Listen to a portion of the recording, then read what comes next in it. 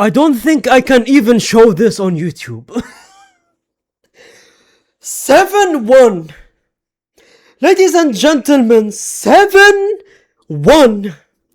Germany said, let's run it back.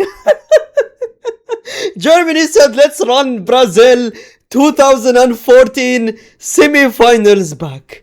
Oh my god, as a Portuguese fan myself supporting Ronaldo on his last World Cup, we do not wish to play.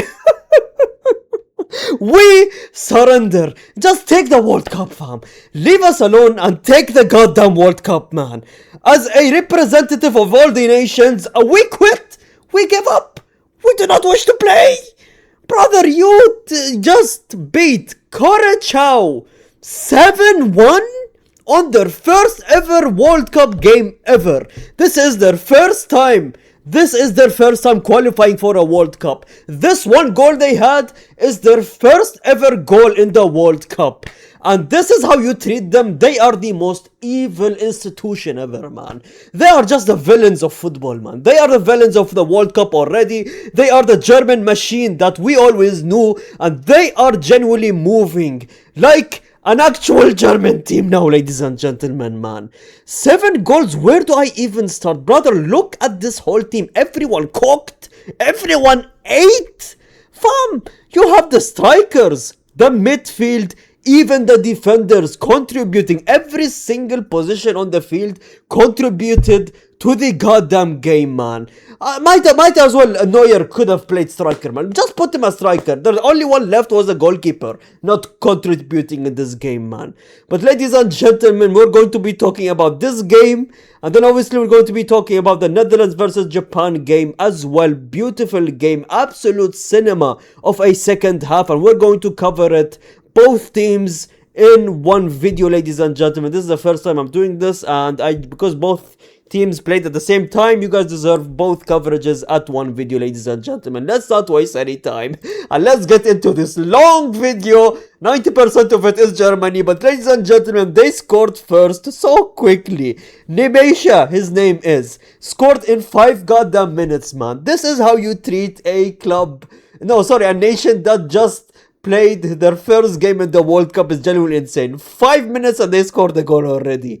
And then, ladies and gentlemen, the goal that they scored was just so beautiful. Nemesh takes the ball. He goes solo runs, right? He gives it to sorry, I don't know how to say his name because you guys always cook me. Wirtz. His name is Wirtz. You guys have taught me that. It's not Ritz. I always call him Ritz, but it's Wirtz, right? Wirtz so composed. One pass, he receives the ball, one pass back to him, and one time shot.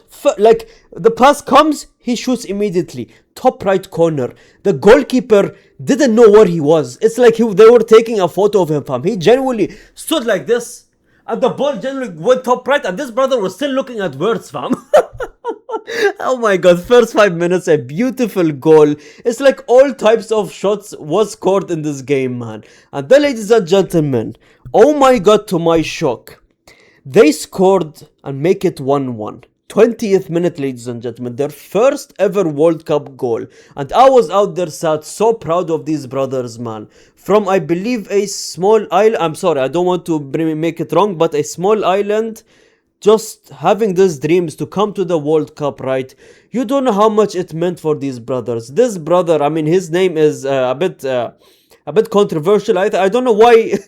Listen, I don't know why he's named that. I'm sorry, you can name whatever you want, like. But if you're a parent, don't name your son this, man. I'm sorry.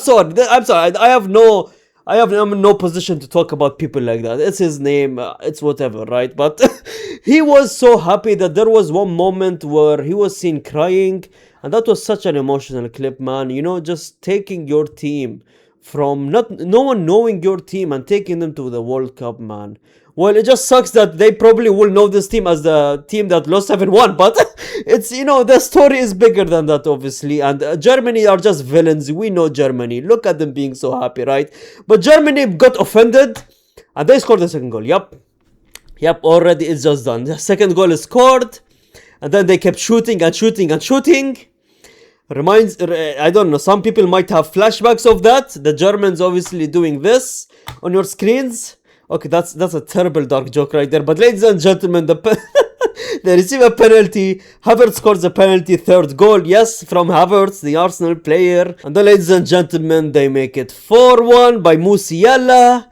And then, ladies and gentlemen, Manuel Neuer decided to play like he was missing out something. He wanted to score a goal as well, being in literally the halfway line at the age of what? He's pushing 42 now. But ladies and gentlemen, they scored the fifth goal. At this point, I don't know, man. Sixth goal. I'm tired. I'm genuinely tired of the German and seventh goal. I swear to God, if Germany faces Portugal in the final and they win, oh my God, man. After laughing at Argentina for all those years of, praising Germany, saying, oh, you got kicked out by Germany, and obviously Argentina went on and won the World Cup either way, and Messi won his World Cup, but Havertz scored yet another goal, winning the man of the match as well, and yep, the Germans are having goddamn flashbacks, man. The Brazilians are having flashbacks. If you're a Brazilian, please do not open social media for the next 3 days. And I'm sorry if you're a Brazilian and you're saying this. I'm genuinely so sorry to remind you. But 2014 semi-final, we all know what happened. And look at the total domination, man. This is what I'm saying. Everyone cooked except for Sane, fam. Like, Sane, what are you doing? But ladies and gentlemen, Joshua Kimmich, you have to praise this brother, man. Such an underrated player in my opinion. At Bayern Munich, he's just so consistent at Bayern Munich. Every single season, just no matter what, this brother somehow is out there performing game in and game out. And when it comes to national games, when it comes to Germany, he's always out there performing game in and game out. He reminds me so much of Philip Lahm, if I'm being honest. He's like this Matthias type of player, like CDM right back. You can chuck him anywhere you want, even in the midfield if you want. Just insane that this brother, the level of consistency this brother is on, and somehow no one praises him, and I don't really hear really much about him, and he deserves the credit that he deserves and the flowers that he deserves, right? You have Felix Nimicha, again, another player where people are talking about him more and more. What a beautiful game from this brother. One goal, one penalty, one. Unbelievable, right? Obviously, Schlotterbeck, I would love him at Real Madrid. I think Barcelona fans and Barcelona, they were interested in this brother for some time, and I think he might be a good move after this World Cup, man.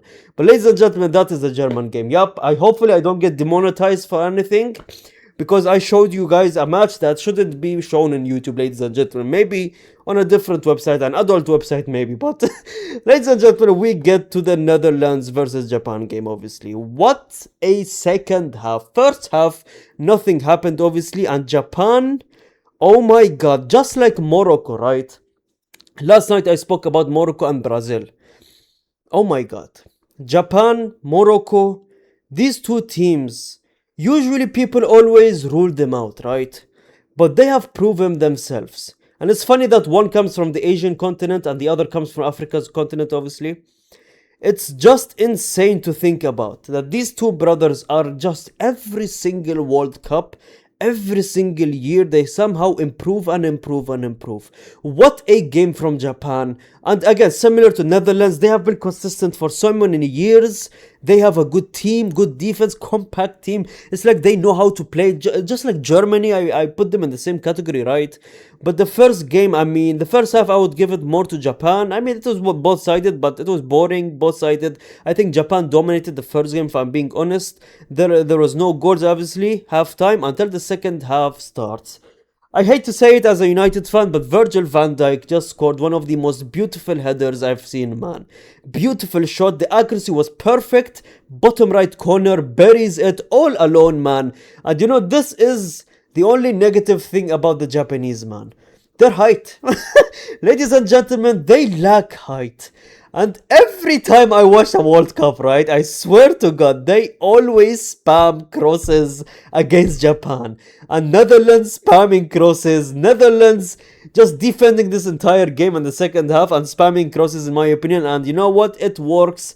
And that's a good tactic to use. If the maximum height in the Japanese team is probably 5'7", 5'8", and the minimum height of Netherlands is literally, 6'2"? Ladies and gentlemen, that's that's a good tactic to use, right? And they scored the header. They scored the second goal as well. Obviously, there was a goal by the Japanese player, which is not on my screen right now. I don't know why, but they made it 1-1. The Japanese player literally was almost faked a pass, but He went for the shot. It's like those one Mbappe type of shots, you know. Buries it to the left, makes it 1-1, uses the Sharingan. If the anime geeks, I mean, you guys would understand that reference. But ladies and gentlemen, again, Netherlands takes the ball and scores another long shot, not a header, but a long shot, and uses a similar way to the first Japanese goal, obviously. And then, ladies and gentlemen, I was wondering, why are they all of a sudden playing so well until I see this baddie right here? It's because of this baddie right here. They saw this baddie on their screens and they decided, yup, we need to perform now. And that's why they were performing in the second half. But ladies and gentlemen, again, I don't know why the Japanese goals are not here, but Japan at the 80th minute, after Netherlands went and defended and defended and defended and defended, eventually Japan breaks the lock. Japan, with the power of friendship, unlocks their Sharingan or power of friendship type of power. I'm pushing 30, by the way, and I don't have a wife or a kid. But ladies and gentlemen, they score with a header. Somehow a 5'4" or 5'6" Japanese player towers on top of Virgil van Dijk, score a header, which is unbelievable. 2-2, the game is over, and a beautiful goal by Japan. Scoring a header is so poetic, and you know what? Japan, again, this is why, on your screen, this is why I say Japan is widely underrated now. Brazil, England, Netherlands have all failed to beat Japan, who are now unbeaten in 7 out of their last 7 games, man. Unbelievable from Japanese team. And that is it from both the recaps, ladies and gentlemen. Again, the first group stage matches doesn't tell a lot of the story. Obviously, we covered a lot of games so far. But ladies and gentlemen, it tells a lot as well at the same time. A lot of good performances. I think the World Cup has started off real well, if I'm being honest. And you know what? It's looking like a good World Cup so far, man. I mean, 48 countries in one World Cup is very good. It's bound to be good. A lot of matches, obviously, to cover. And I'm really sorry if I don't cover all the matches. But ladies and gentlemen, that's that. And tomorrow we would cover the Spanish game. Again, I just want to repeat for everyone who is new, who doesn't know that I have a main channel. I will do Spain, Argentina, and Portugal on my main channel. So if you want a coverage for that, please check out my main channel. It's just Coach Ali. Just write Coach Ali and you'll get it. Thanks so much for watching. Like the video, comment down, I see every single comment, and subscribe, and gracias.